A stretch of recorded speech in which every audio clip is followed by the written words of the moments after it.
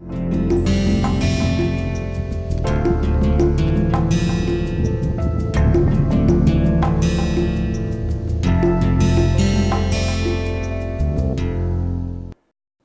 back my dear friends and students, a very good morning, good afternoon, good evening to all of you. And as you know, this is the DADM 2 course under the NPTEL MOOC series. DADM means the data analysis and decision making 2. And as you know, in this whole course we will be discussing the non-parametric methods of decision making, multi attribute utility theory, optimization, multi criteria optimization, not from hardcore mathematics, but more from an subjective point of view, how you use AHP, ANP, TOPSIS, ELECTRA and all these methods.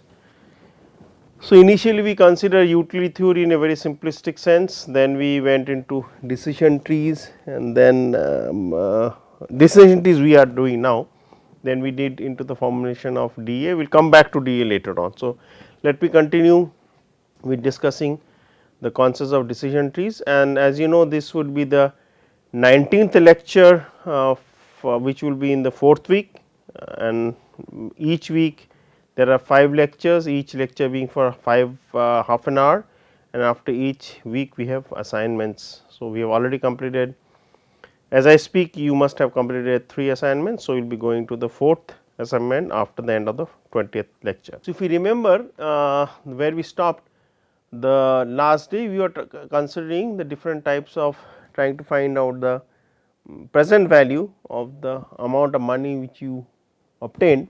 So, for the decision tree, if you remember, for high and low demand, I will not go into the details of the background again, but for high and low demand you are getting 30 million per year for the coming 20 years, and for low demand you got 20 millions per year for the coming 20 years. And based on that, I will just use the highlighter, based on that you found out there were 2 arms. So, with a 60% probability the high demand, 30 was the value per year, and these were, if you remember, this was the first year interest rate. So, if you got you obtain 30 million after 1 year, then the present value of that money would be 30 divided by the one which is marked in yellow. I should not mark in this in yellow, let me remove it. So, and then if you obtain another 30 million after 2 years, so that would be divided by wait. So, that would be divided by 1 plus r to the power square means 2 years. Similarly, if you obtained another 30 after 3 years, it will be divided by an amount which is not mentioned here, and if you continue here and if you obtain 30 million after 20 years, because that was the time frame, then the whole amount of value which you will get would be 30 million divided by 1 plus r to the power 20. Similarly, you would use the same logic. If I go for the low demand, then the low demand probability is 40%. I am not marking it, I am just highlighting it with my, or trying to point it out with the electronic pointer. 40%, 20 million per year. Similarly, you will follow the same concept. After 1 year, if you got 30, you will divide it by 1 plus r to the power 1. If you got another 20 million after 2 years, so you will divide it by 1 plus r to the power square and continue doing it till the last term, which is after 20 years. If you got 20 millions, you will divide by 1 plus r to the power 20. So, this is exactly the same concept which you use to rank the decisions in utility theory. So, obviously, you can use other methods also. So, the net value comes out to be 194, I will just mark it 194. Now, I would in this lecture I will go back and forth with the calculation and the diagram. So, it will be easy for you to understand. So, this is the first time I am doing it for any of the courses which I have taught, because they were all going in a sequential manner, one slide after the other, but in this case because the diagram is so huge. So, I had to make it in a in this Word document converted into PDF. So, let me go back to the diagram. So, this is one what we considered 30 millions per year for 20 years, 20 million per year for 20 years, probability 60%, 40% for high demand and low demand. Now, that value if you calculated, it came out to be about 194. Now, 194 was the money coming back to in your pocket, but then you should ask that did you invest something to generate these revenues? The answer is yes, because if you note this 150 million rupees or yens or dollars whatever it is was basically for setting up the actual plant, and other step was do nothing, that means stop the production. So, if you consider 150 as the value which went out of pocket, that is why it is shown in a red color, and others which are coming inside your pocket coming back to you positive being blue in color. So, if you consider this 150, so the expected value of the net flow both revenues and cost being 194.2, which is coming from here, and this 150 is the value which is the cost which you incur for setting up the plant. So, the total value comes out to be about 44.2, I will mention it 44. So, now this 44 which you have which is positive, you should consider with respect to what. So, let me again go back to the diagram. So, this total arm, let me use the color black, so it will be easy for me to. So, this total decision is 44, I am not using the decimals. In order to make it a little bit more clear, let me put it 44 as blue one, or the, so this is 44. So, this is a positive one. Now, if you come here to the other arm, so what is the value? You do nothing, that means the value would be 0. So, I will put a 0 here. So, you will compare 44 plus with respect to 0, and then consider that the actual decision which you will take in this case would be, you would never go into this direction. I am just putting a cross means that you would never go. So, obviously, your actual decision would be the one where you will set up the plant and go for high demand, low demand values of 30 and 20 as shown. Now, at this stage when you take a decision, your net value is comparison between 44 and 0. So, let me come here. So, D21 is 44, D22 is 0. So, as D21 the arm which is giving you 44 is more than the arm which is giving you a net present value of 0. So, obviously, D21 will be selected. Now, when you have reached D21, you are here. So, this is 44. Now, this 44 when you consider, you will basically find out that what is the net present value or the expected value at C1. Now, when you comparing C1, there are two arms already. One is that 44 with a probability of 0.7, 70%, and another thing you do nothing with a probability of 0.3. So, obviously, your actual expected value at C1, I should mark this as C1 and this is C2. C1 and C2 would be such that the expected value of C1 would be 44. I am again ignoring the decimal, 44 into 70.7 and 0 into 0.3. So, hence the expected value at this level would be like this, 44 into 0.7 and 0.3, which is the probability in 0, because 0 is the value for which you do nothing. So, the expected value at C1 is 30.9, which is 31. Now, when it is 31, then again you go back. So, I am just going back and forth in the calculation and diagram. So, this is 31 at this stage, and okay, this should be positive. So, let me remove it. So, this is positive. So, this is 31, and obviously, this value is 0. This value is 0. So, till now if I use, I have taken this path,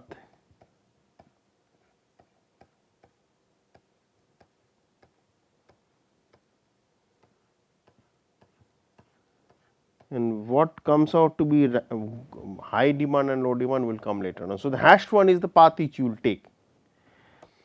Now, when you come to C1, to arrive at C1 you will find out that going, if I take the route D11, so what is the actual cost?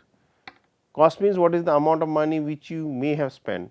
So, if you remember, for a pilot production and test marketing you have to invest 20 millions. So, this 31 revenues should be adjusted correspondingly to the value of 20 million already spent when you have done the test marketing. So, let us go back. So, at D1, 31 you have already obtained as a revenue, 20 was negative. So, technically this is blue, this is blue and this is red because it is minus. So, the total value which comes out to be is 10.9, which is 11. So, this is the value which is positive. So, you will now you again compare 10.9, which is the value here,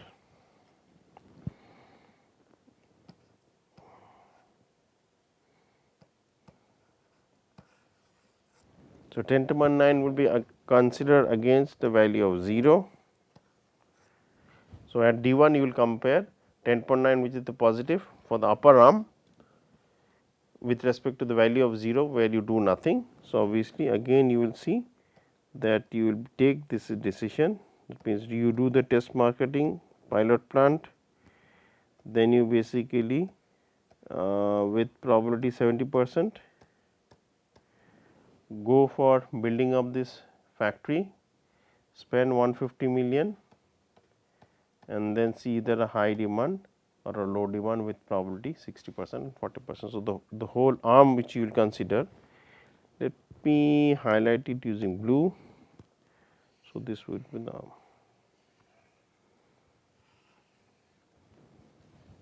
And it can be either high and low. There can be other arms also, but this is a very simplistic one. So, hence you will to take that arm. Now, I will go into second example. Okay, before I go to the second example, there would have been many queries. So, let me, and probable queries which come up in class. One would be, why do we take, I will come to the diagram, so it will be easy for me to explain. Number one question can be that this 30 million which you are getting may not be same for each year for 20 years, right. It may not be same, it may change from year to year, point 1. Point number 2 is that this 20 million also may not be for a low demand, may not be same from year to year, it may be on a decreasing trend, I agree. So, this can also change. Third question would be, why consider 20 years as high and low demand time frame for both 60% and 40%? Yes, that is true. High demand can be, say for example 20 years, low demand can be, say for example 15 years, that is also agreed. Fourth point would be, why do we take the interest rate as same for both this high and low demand? Yes, we agree that the interest rate can be different for high demand and low demand. The fifth can be, why do we consider the interest rate to be fixed for each and every year? Like it can be R1, R2, R3, R4 correspondingly to the fact for the so high demand. Similarly, it can be say R7, R8, R9, R10 different interest rate for the low demand. Yes, that is possible, we can consider that. Sixth one can be, say for example, rather than having only high and low demand, we can have high demand, median demand, low demand. Yes, that is possible. So, all the arms which you have taken, rather than 2, it can be more than 3, it can be 4, 5, 6. Similarly, for 70% probability setting up the plant and investing 150 million, it could have been you set up the plant of a bigger scale of 150 million spending with 50% probability. Another can be you spend 30% probability, with a 30% probability you spend 100 millions and with 20% probability you do not do nothing. So, these are the different type of ways. In this case also there can be more than 2 arms, that means you spend 20 million with a certain probability and in other case you do nothing. So, rather than 20 millions, it can be broken into 3 stages. 3 stages means, like in one case you spend 50 millions for a bigger marketing and pilot plant with certain probability, then you spend, or you else you spend, say for example 30 million for a lower marketing survey and lower smaller pilot plant. So, all these combinations of arms with different probabilities can be done, but obviously remember the sum of all the probabilities for any one decision should always add up to 1. So, these assumptions we can also expand, think that all the 7 or 8 different type of ways of assumptions which we have taken, which can be considered, can also be done for the second problem which we are going to consider now. This is a little bit more involved. So, please bear with me. An oil company, while evaluating the oil basin is considering 3 alternatives. It can be more than 3 also, which are drill, you do a drilling. Number 2 would be conduct seismic test. So, do some geographical test, geological test before you drill, and that would cost about 20,000. So, amount can vary, but let us consider very simplistically is 20,000. And you want to find out the, you conduct the seismic test to find out what type of geophysical properties are there for the soil or the earth level where you are going to drill for the oil basin. And third option can be you do nothing. So, that means directly go into drill, conduct test and do nothing. So, they can be more than 3 also. So, let us make it simple. If the company drills, then it is likely to find the oil basin. So, if it drills, it finds it is dry, it is wet, and it is basically soaking. Soaking means you get a lot of oil. So, a dry well yields nothing, while a wet well provides moderate quantity of oil, and a soaking well generates substantial quantity of oil. So, dry minimum quantity of oil, wet means substantial amount of oil, and soaking means quite a huge amount of oil. If the oil, so let me again read it, a dry well yields nothing, wet well provides moderate quantity of oil, and soaking well generates substantial quantity of oil. If the oil company conducts seismic test, that means we are going back to the case where the company does conduct seismic test. If the oil company conducts seismic test, then it can learn about the underlying structure of the oil basin before deciding whether to drill for oil or not. So, it conducts test, finds out the characteristics of the geophysical properties of the basin, and then decides whether he wants to drill or not. The underlying oil basin structure may be of one of the following type, which means that there is no structure, there is open structure, there is closed structure. These are the properties of the geophysical properties of the earth surface or of the basin where you want to conduct the test. So, if no structure is found, then the prospect of finding oil is very bleak, very low. If an open structure is discovered, then the prospect of finding oil is quite fair, and if the structure is closed, the prospect of finding oil is bright. So, it is quite high. Now, the oil company also knows the following. Now, this probability which I am going to state can also be given in another way. I have also given that in another way, which I want to make it very clear to you, such that they should not be in confusion when you want to find out. Now, look at here what it gives. Let us consider the first case. So, there are two things. So, first let me mention the probabilities of various oil bearing states. So, what are the oil bearing states? They are dry, wet and soaking. The probability, these are unconditional probability, they are not dependent on any conditions given. The probability of finding a dry state is 50%, probability of finding a wet state is 25%, probability of finding a soaking state is 25%. So, unconditional on whatever it is, probabilities are 50, 25, 25. Then I go to the probabilities of various soil geological state or geophysical states of the soil or the earth crust are given as no structure is there 40%, open structure probability is 30%, closed structure is 30%. So, again there are unconditional, it does not depend on any condition based on which you can find it. Now, remember this 50, 25, 25 and 40, 30, 30 would be coming up later also. Why and how they will come up, I will mention that again. Now, rather, so for this, for the time being, let us consider these are not given, even though I mentioned, I will mention, but consider they are not given. What we do? So, this structure which would be given, the structure of the probabilities which will be given to us is like as follows. So, also let us read it. Also, we have the following joint probability distribution based on the underlying geophysical structure and the oil bearing states. So, now we are basically finding out the joint probability of these two conditions. One is oil bearing states and one is the soil geophysical or geological state. Now, with this, if I find out the probability structure, it is like this. Let us understand it, it is very simple, and if you remember the condition unconditional probabilities which I gave will come out immediately from here. So, on one end we have the oil bearing states which is dry, wet, soaking, and on the other hand we have the geological structure which is no structure, open structure and closed structure. So, if I consider the probabilities, combined probabilities, then they would be given in each cell.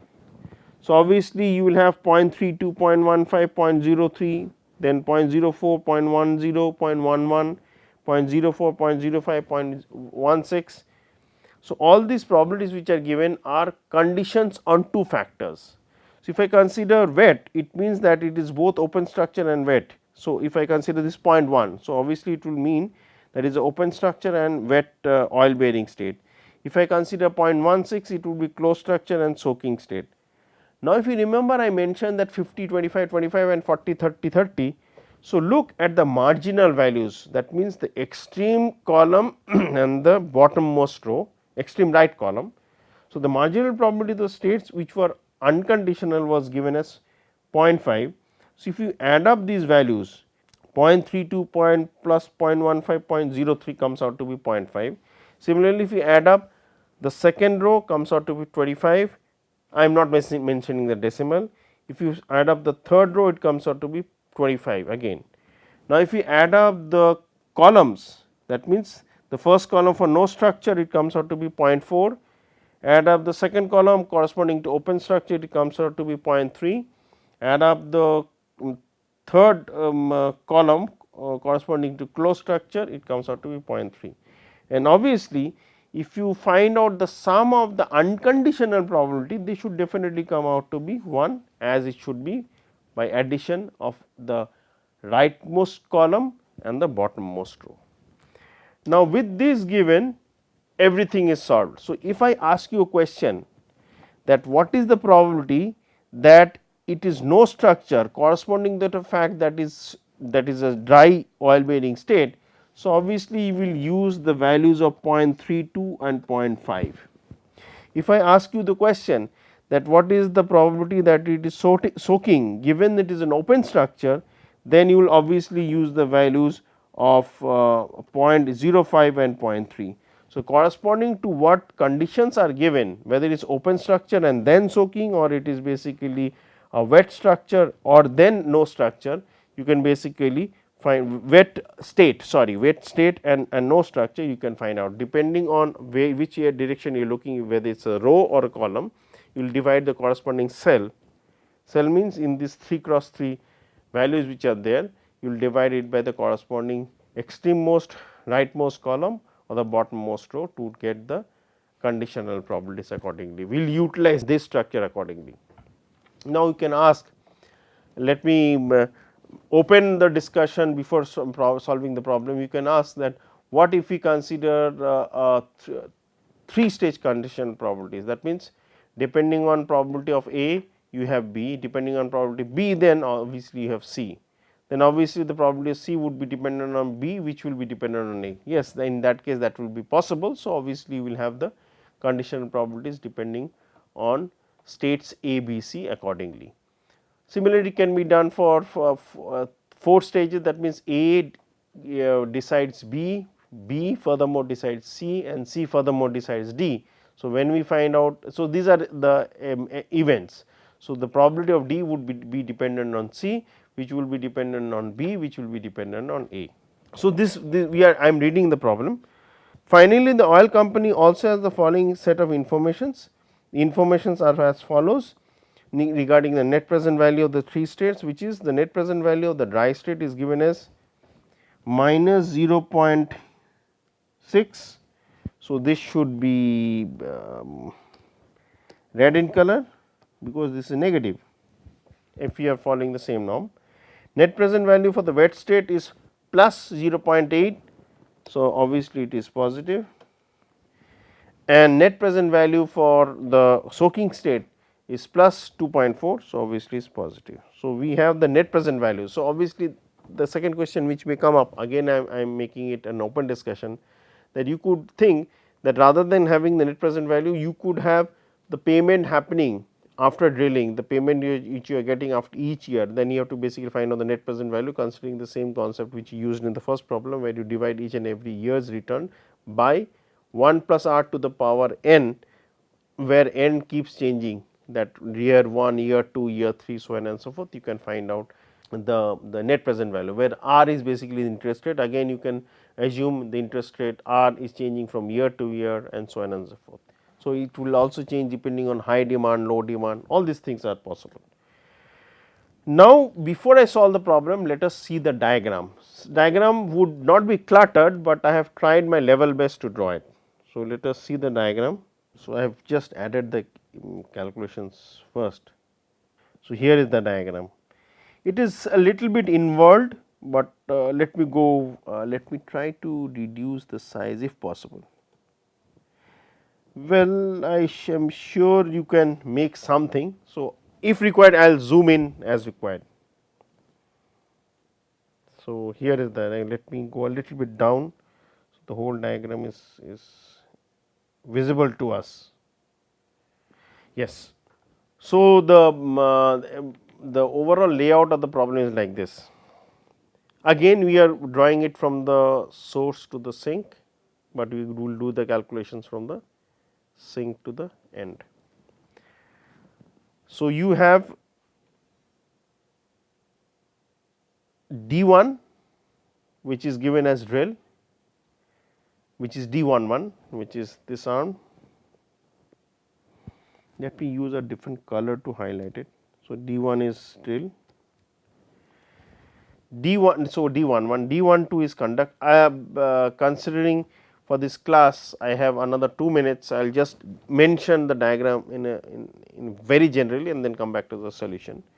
D12 is conduct seismic test, and for this a value is given is 0.02 with a red color, which is negative, and the other arm is D13 is nothing. If you drill, obviously there would be dry, wet and soaking, which is shown here. I will not go into the probabilities immediately, I will wait, I will do it later on. The values, if you remember, of net present values was given as minus 0.6 plus 0.8, 2.4, minus plus plus. If you conduct seismic test, there would be no structure, there would be closed structure, and there would be open structure. Once you find out no structure, closed structure, open structure, again you will drill or do nothing. So, if you drill, again you have dry, wet, soaking, and do nothing, that means in the same way as you are doing here, do nothing. In the case when there is closed structure, again if you drill, you have dry, wet, soaking. Again I am not going to come to the probabilities immediately, and do nothing is, that means in spite of finding out a closed structure, you do nothing. And for the final stage, for the open structure, so that was sorry for the open structure, and for the closed structure again you drill, do nothing, and if you drill, you have the dry, wet and soaking.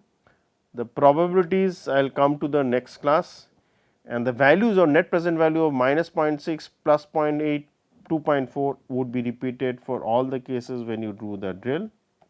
This I have kept very simplistic, and if you remember, I did mention these values can change depending on the time frame, the probabilities, the interest rate and so on and so forth. So, with this I will end the 19th lecture and continue discussing about the decision tree and try to complete the problem in the 20th lecture, which will be the last class for the 4th week. Have a nice day and thank you very much for your attention.